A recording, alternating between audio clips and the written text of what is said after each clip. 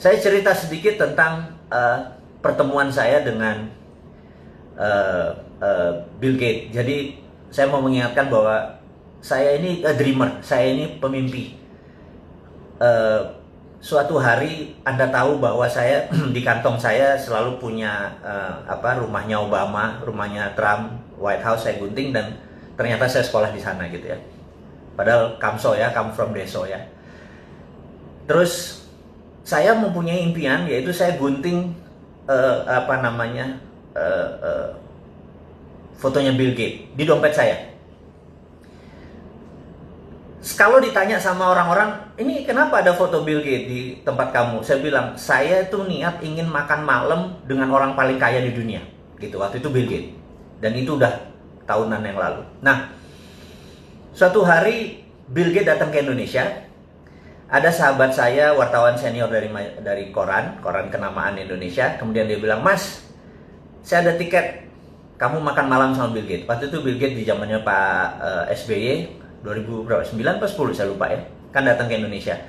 Kita makan di Mulia tapi dengan 400 orang. Saya bilang, ini dream come true. Bayangin, setelah saya nempel gambar Bill Gates di dompet saya, karena saya liatin terus, saya bilang suatu hari saya makan malam sama dia, suatu hari saya makan malam sama dia gitu. Nah, alhamdulillah benar. Apa yang saya lakukan? Saya duduk di round table di Hotel Mulia, Bill Gates duduk jauh. Saya sambil di situ ya ada orang-orang terkenal lah, ada menteri, ada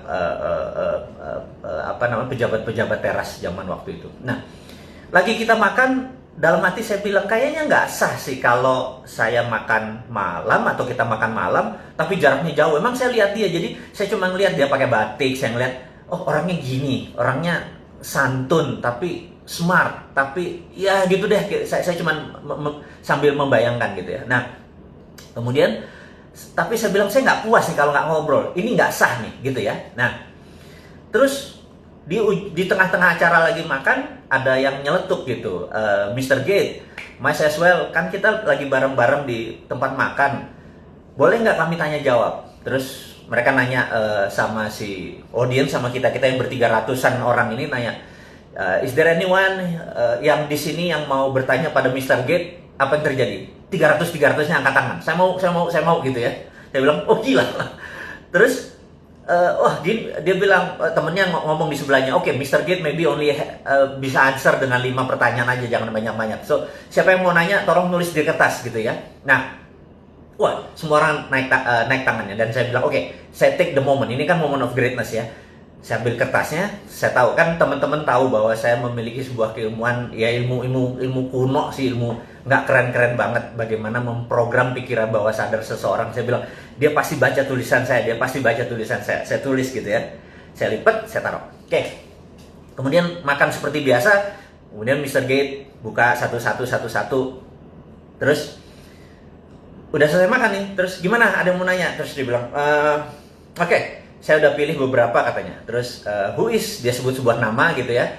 Dia bertanya apa rencana Bill Gates di Indonesia. Terus Bill Gates cerita, kami akan berencana membuat laptop komputer murah di bawah $100 supaya orang bisa ini dan terkoneksi dengan sistem dan sebagainya. Cita-cita mulia lah, CCM lah gitu ya. Kemudian pertanyaan kedua, who is, dia sebutin seorang menteri gitu ya. Kayaknya dipesen nih. Oke, menteri ini bertanya ini, seorang ibu menteri. Dia cerita. Kemudian dia break lagi. Terus lama berhenti di satu kertas, terus I don't like it. Terus dia taruh, tapi kan mic-nya masih kedengeran kan, mic-nya di sini. Terus ditaruh, dia bilang terus dia nyari question, pertanyaan yang menurut dia gimmick kayak kecil-kecil. Udah 4 pertanyaan. Dia bilang, oke, the last pertanyaan terakhir, the last question katanya gitu. Terus diangkat satu kertas. Gitu ya. Terus orang sebelahnya bilang, what is this? I don't know, I don't like the question gitu ya. Ini kata-katanya dia nih. Terus saya udah tahu nih, jangan-jangan gue bener ya itu ya. Terus apa yang terjadi? Well, I would like to know this gentleman. Terus karena dia ngomong-ngomong itu, orang-orang bilang udah, lu udah kayak gitu, lu baca aja lah itu pertanyaannya gitu ya. Jadi cair suasana. Terus dia bilang, well anyway, I don't like the question. Jadi dia ngomong sama orang sebelahnya gitu. Anyway, lu udah brought up anyway katanya. Terus apa yang dilakukan? Who is a Mardikuwiek? Wah, udah kayak orang Polandia gua. Saya berdiri. 300 orang nengok ke kita jadi kayak kecil. Saya bilang, gila, gitu ya. Terus dia bilang, dia natap saya, dia bilang, so you, kenapa lu nanya ini gitu ya? Oke. Dia ngomong, I don't think the world is ready, kata dia. Tuh orang nanya, lu ngomong apa sih? Kan mereka nggak tahu. Mereka pertanyaan adalah, what was the question? Orang ini nanya apa sih sampai lu nggak ready gitu? Tahu nggak apa yang saya tulis? Dan Mr. Gates bacakan.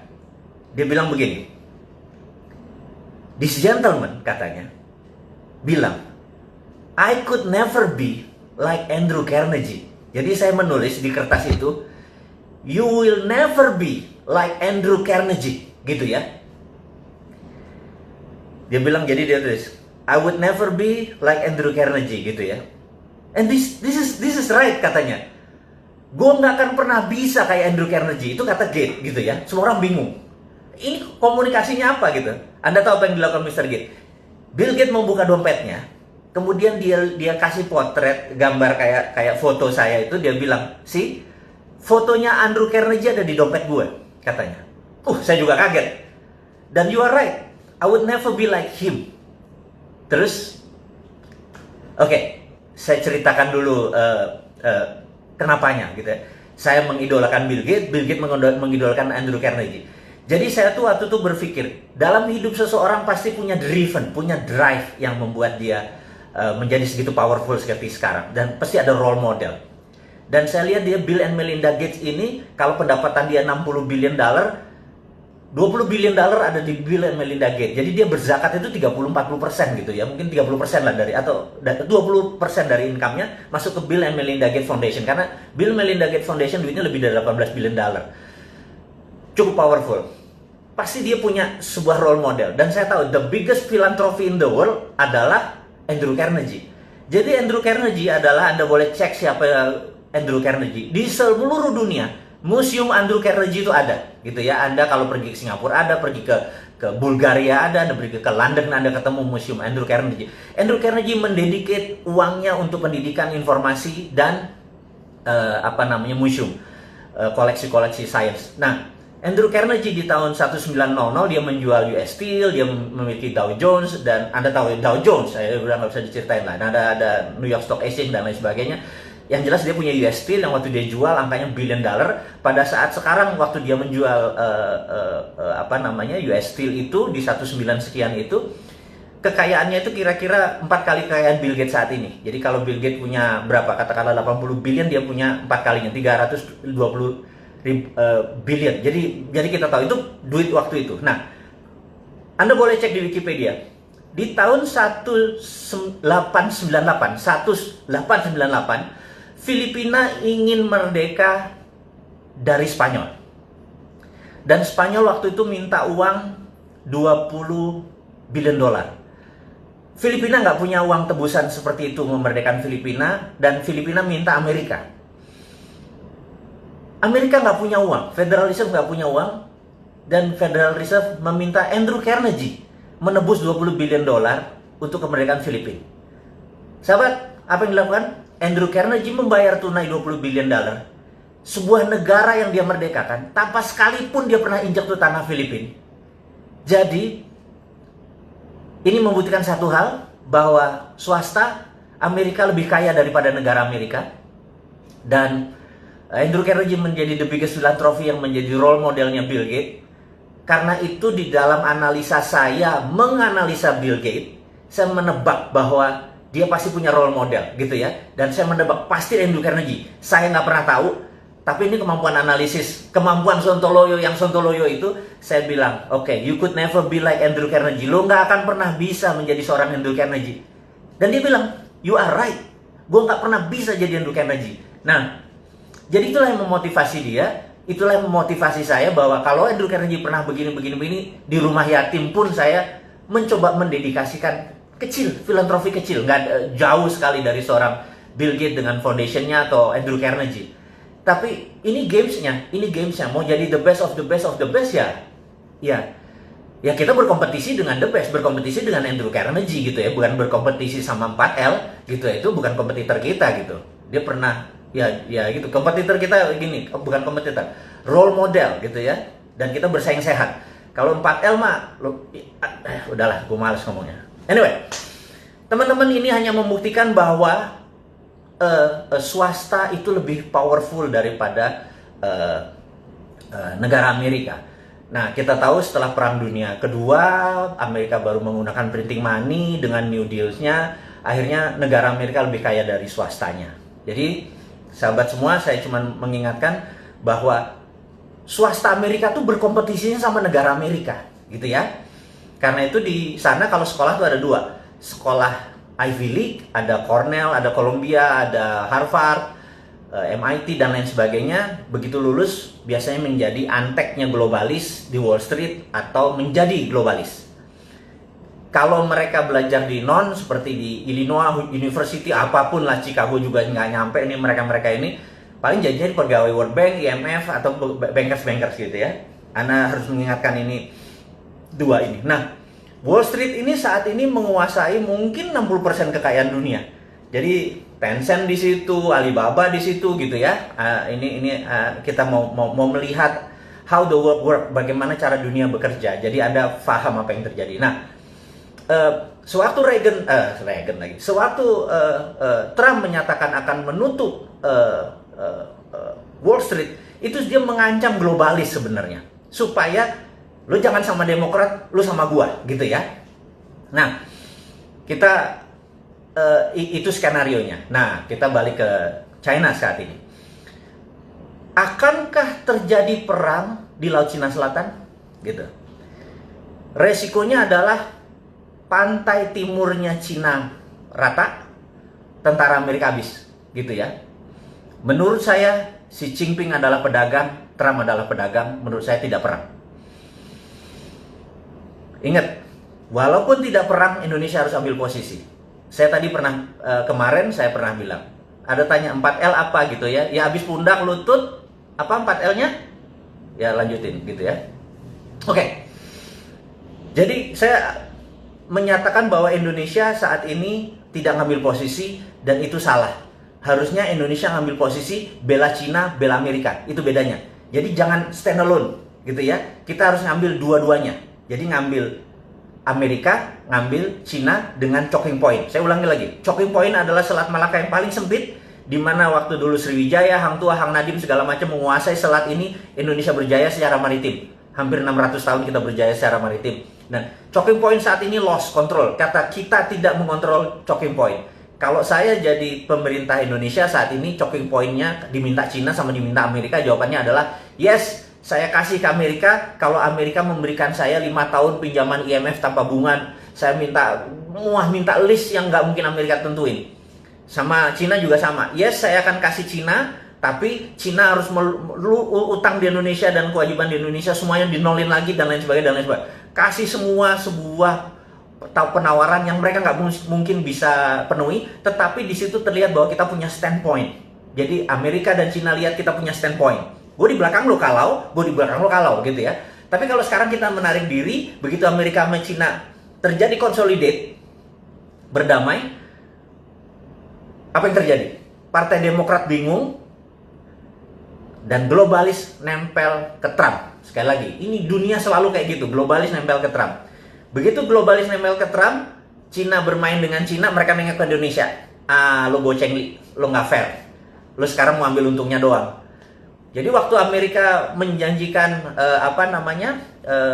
mau buat pabrik di Indonesia cuma 34, itu dia tidak dari pemerintah Amerika, itu dari globalisnya. Sabar, kita harus paham sekali ya. Anda harus tahu kapan Trump ngomong.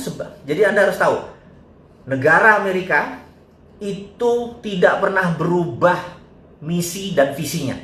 Ingin menjadi polisi dunia dan mengontrol 60% kekayaan dunia. Itu nggak pernah berubah.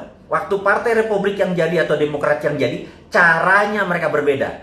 Republik suka perang, Demokrat pakai economic trap. Ini pakai military trap. Ujung-ujungnya sama, bajingan juga itu, gitu ya. Nah, Cina, state mission country-nya nggak pernah berubah, gitu ya. Mau presidennya Xi Jinping, mau dulu Li Peng, mau dulu Deng Xiaoping, sama gitu ya. Nah, saya mau ingatkan, ini key point yang sahabat semua saya mau buka saat ini. Reagan dengan Deng Xiaoping pernah berjabat tangan. Ingat nih ya, saya ulangi lagi. Deng Xiaoping dan Reagan pernah jabat tangan yang menyatakan 40 tahun lagi Cina harus menjadi negara demokrasi, dan itu disetujui oleh Deng Xiaoping. Dengan demikian, tahun itu harusnya tahun 2020 ini Cina harus menjadi negara demokrasi. Demokrasi itu bukan berarti kayak Indonesia sekarang, populer vote, bukan. Tapi pemilihan kepala daerahnya sudah pemilihan langsung. Tapi pemilihan partai komunis Cinanya tetap. Cina adalah single party country. Cina adalah negara dengan satu partai. Dan di dunia ini ada 7 negara yang single party. Seperti Meksiko juga single party. Jadi Anda jangan kaget-kaget ya kayak gini. Pelajaran-pelajaran geopolitik, geostrategi ini. Anggap aja ini lagi Lemhanas, Anda nggak usah ikut 9 bulan Lemhanas, cukup dengerin Bosman ngomong, Anda udah ikut Lemhanas gitu ya. Nah, sampai mana tadi gue lupa. Oh, dia salaman sama Deng Xiaoping jadi 2020 ini. Tetapi Xi Jinping punya agenda lain. Jadi Reagan, balik lagi Reagan. Trump saat ini ingin menghukum Xi Jinping untuk mengingatkan, dulu bapak negara lo yang namanya Deng Xiaoping itu sepakat sama Reagan untuk menjadi democratic country. Lo inget ya? Nah, lo membangkang nih ya gitu. Jadi ini ada sejarahnya, bukan sekedar trade war. Jadi kalau yang naif tuh bilang, oh ini perang dagang, nggak apa-apa kok, nggak ganggu kita gitu ya. Kebanyakan baca Shinchan sih, jadi gerah gua kadang-kadang gitu. Nah, kita harus tahu bahwa ini ada sejarah. Nah, jadi si Trump ini punya postur adalah, lo mau jadi democratic country lagi nggak? Kalau nggak, Hongkong gue gerakin nih, gitu ya. Dia punya tombol-tombolnya. Jadi mereka ini 2 perang. Sekali lagi, 2 perang. Kalau kita nggak ngerti, toto kita terpecah 3 aja kayak Ghost Fleet. Anda tahu bukunya Ghost Fleet yang dibaca oleh Prabowo, yang tulisannya Peter Senge, seorang analisnya CIA. Kalau protokolnya Ghost Fleet dibaca kayak Balkan, Indonesia pecah 3 beneran nanti, gitu ya. Nanti kita bahas di minggu depan tentang Ghost Fleet. Sekarang jam piro iki? Oh, udah 40 menit loh. Gak bayar dulur-dulur ini. Kasih 40 menit ilmu, minta nambah lagi ya gitu ya. Oke teman-teman. Jadi dengan adanya perang tadi sebenarnya ada sejarahnya. Karena itu Reagan memanggil 8 orang yang masih hidup dari 13 warrior ini untuk pengen tahu dulu tuh rencana lo apa sih dengan China, karena dengan Soviet kan sudah jelas, dengan China dia kasih ingat bahwa Deng Xiaoping dulu pernah shake hand. Nah, karena itu saya dalam tulisan saya di video 2030, tahun 2030 China adalah the biggest democratic country in the world. Bayangin, dengan 1,7 billion atau 1,7 miliar manusianya dia menjadi demokratik. Pemilihan daerahnya nanti akan, jadi sekali lagi saya mau ingatkan, China akan menjadi loose. Dengan bargain tersebut currency dia menjadi lebih leluasa. Tapi Trump akan memenangkan lagi. Ingat ya, ini sekali lagi, Trump bisa menang nih. Jadi Trump pulang kampung nanti menyatakan dia menang terhadap China. China bilang kita juga nggak kalah. Jadi dia bukan bilang menang ya, China nggak kalah, nggak kehilangan muka di negaranya. Nah, Trump selesai masalahnya. COVID sekali lagi nggak terlalu penting karena kita live with COVID forever. Oke, sahabat semua. Ada terakhir mungkin saya sekedar mengingatkan bahwa beberapa kita mendapatkan berita bahwa China punya renminbi, punya digital currency, punya dan anti dolar. Tar dulu. Itu misleading kalau anti dolar. Dia memainkannya di dalam negeri. Sekali lagi, dia memainkannya di dalam negeri. Dan kita juga nggak mau kalah dong. Kita kan dari dulu juga sudah bilang bahwa kalau kita ini kan Sontoloyo War nih, kita ini kan bukan heavy on government, kita kan heavy on private, bener ya? Kalau saya nih dapat mandat, tapi tenang, saya tidak akan masuk ke politik, saya janji, karena passion saya nggak di situ. Tapi kalau kita dapat mandat atau misi ini ada yang nerima, kita kasih juga. Kita adalah heavy on private, jadi swastanya tapi bukan kapitalis, bukan 9 naga yang jadi kaya, UKM yang jadi kaya. Jadi kita ini juga pro on private, tetapi UKM, karena itu kita bangun Santara, kita bangun Rifit, kita bangun organisasi untuk mengangkat UKM. Jadi kita tahu 2030 85% ekonomi dikuasai oleh UKM yang going global. Ini mark my word ya. Anda boleh catat kata-kata saya kalau 2030 tidak terjadi 85% ekonomi dunia, saya kasih Anda $1 juta.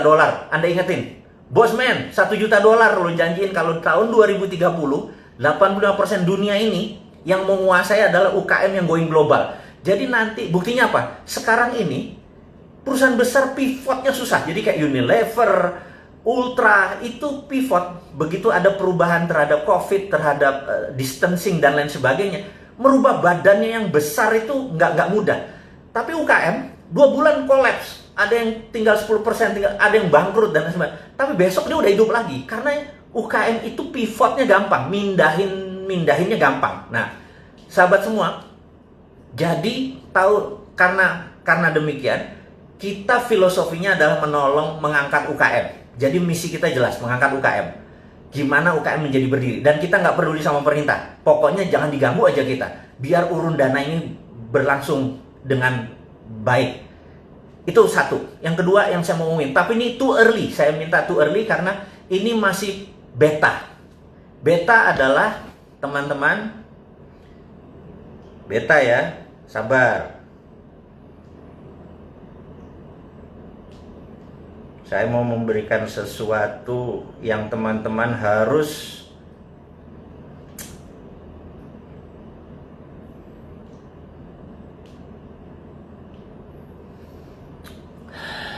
kebalik ya. Kalau kebalik nanti kita akan kasih. Oh, kebacanya kebalik ya. Oke. Tanggal 20 bulan Mei 2020 jam 20, saya atau kita bersama-sama sahabat semua akan meluncurkan yang namanya Dinaran. Dinaran adalah cara pembayaran rupiah Anda. Setiap Anda masukkan rupiah, ada emas senilai rupiah Anda. Jadi kalau emas naik, rupiahnya naik. Dan setiap Anda belanjakan pakai ATM tadi, dimanapun, turun 1 juta, ya gramasinya ikut turun. Jadi untuk pertama kali dalam sejarah dunia, rupiah Anda punya underlying emas. Dan inilah menjadi terobosan. Ini sudah ada persetujuan dari semuanya, sudah akan diluncurkan. Anda jangan bangga dengan renminbi, Anda jangan bangga dengan apapun, karena ini produk tanah air. Ini membuat emas Anda nggak ada rupiah Anda tidak ada inflasinya, gitu ya. Kita buka di dinaran.id, itu cuma landing page, belum bisa buat transaksi. Nanti transaksinya ada di apps. Tapi Anda sudah boleh lihat bahwa kita nggak ada matinya sebagai pengusaha, nggak ada matinya sebagai putra bangsa untuk mengangkat derajat bangsa ini. Kita nggak peduli sama pemerintah miring ke Cina, miring ke Amerika, kita nggak peduli. Yang kita peduliin adalah dia harusnya miring ke Indonesia, miring ke putra bangsa, nggak usah terpesona dengan asing-asing itu. Dan berani nggak dia, Dinaran ini, aplikasi kita ini, dipromosikan supaya mulai sekarang kita udah nggak terpikir tentang inflasi, bahkan nggak terpikir ada riba karena harus taruh bunga di deposito supaya inflasi. Ya kan, kalau Anda punya 1 miliar, Anda taruh deposito 5% bunganya, itu untuk cover inflasi kan. Stop, gunakan itu semua, pakai jaminan underlying emas. Tapi ini bukan sekedar jual beli emas. Ini adalah rupiah Anda masukin seperti halnya ATM. Anda punya duit 10 juta, masukin ke ATM, bener nggak? Nah, cuman kalau ATM kan nggak punya apa-apa. Sekarang Anda punya emas senilai menjamin tadi. Waktu Anda belanja 1 juta, ya emasnya turun. Anda diemin aja, harga emas naik, ikut naik. Itu bedanya. Dan sekali lagi, ini akan diluncurkan tanggal 20 Mei tahun 2020 ini, hari Selasa ini, jam 20.00. Kenapa? Karena 20 Mei adalah hari kebangkitan nasional. Dan itu juga merupakan di bulan suci Ramadan, di mana kita ini harus sudah masanya berdaulat. Jangan sekali lagi pernah bangga dengan negara lain, banggalah dengan karya putra bangsa sendiri. Saya minta sahabat untuk mempelajari, melihat landing page ini.